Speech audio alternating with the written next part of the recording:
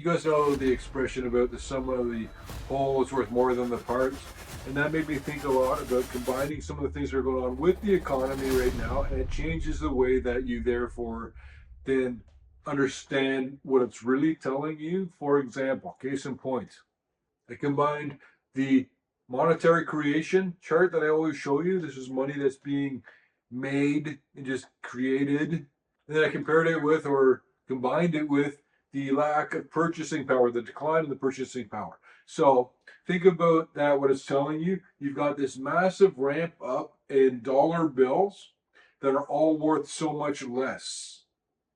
You're just covered in leaves, especially when you compare it to things like money, which is gold. And I know that gold is taking a little bit of a hit, but I want to tell you in this video when I am going to be worried about gold prices.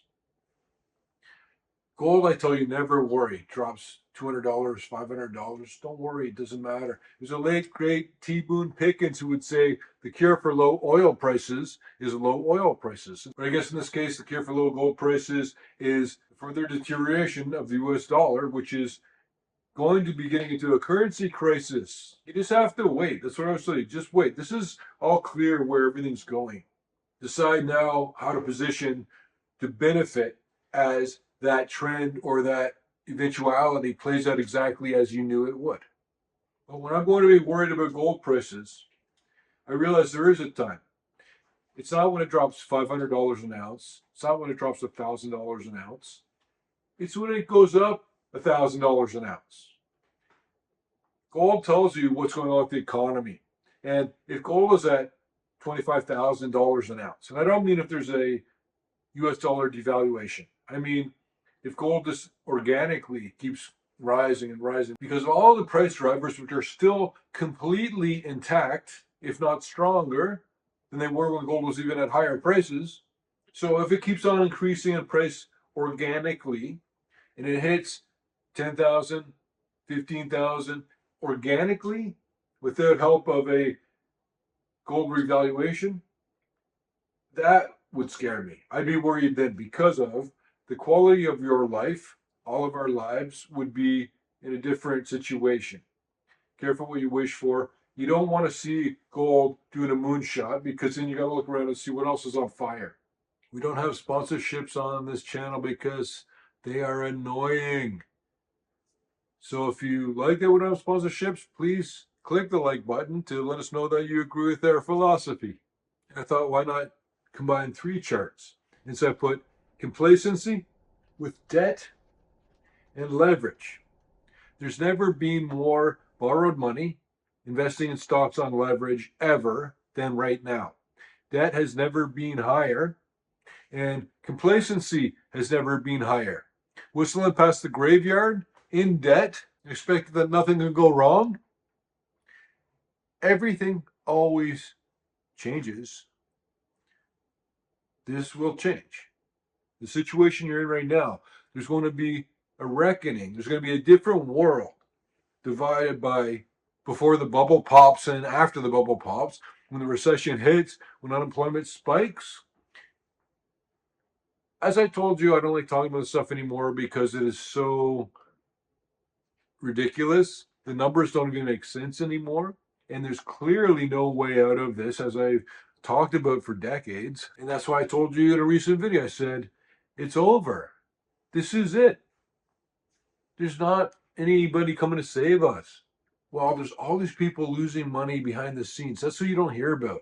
You say, wow, it was great. They did a global reset on the price of gold, whatever. And you don't realize, and you don't have all the stories of the millions and millions of people that were financially hit by that. And then you just focus on what then happened with the economy.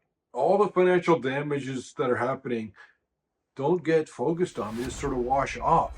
And then you hear the talking points and the main concepts of how they fix the economy. Think of it like this. If there was a big celebratory press conference about how they fixed Social Security, but they're not talking about part of the way they fixed that was to stiff a whole bunch of people that got financially ruined. You don't hear about that part. They just smile for the cameras. And then politicians come along on each side and argue back and forth, and then it's just a bunch of mud getting kicked up in the water. You can't see what the hell's going on, and nobody knows who to talk to or what to do. That's what they don't talk about. And you know that real estate prices are doing well. Here's a chart with monetary creation and real estate prices. Do you get how it's the same kind of thing? All this money is created, so all the money is worth less. It just takes more dollars to buy the same house, but the house is not more valuable than it was in the first place. Monetary creation and the S&P 500. Monetary creation and pick your poison. Bitcoin, gold prices, Magnificent Seven. And all this uncertainty from the trade war is having real world effects all over the place. Every business is in the same sort of situation right now. It's not that they don't have customers that want to buy their product or service or solution. It's that everybody's just waiting. We're all just sitting there. They're not ready to make a decision about what to do. And so business sits there sort of just keeping warm. It reminds me of the Sitzkrieg or the phony war. Back in World War II, it had started. Germany had invaded Poland. Russia invaded Poland from the other side. The war was on, and there's 8 months where nothing really happened. There wasn't a lot of activity. It just reminded me of that. I feel like the trade war uncertainty is getting worse across the board in terms of pushing us towards recession. The longer that it goes and the more oscillations and changes there are to it. I don't think most people know who's tariffed or what, by how much and when and for why. I don't even understand anymore. I just ignore it, as do a lot of other people I know that run their own business. We're just waiting until this all gets sussed out and we know what we're doing, what we're dealing with. So it's a phony war, just like before World War II.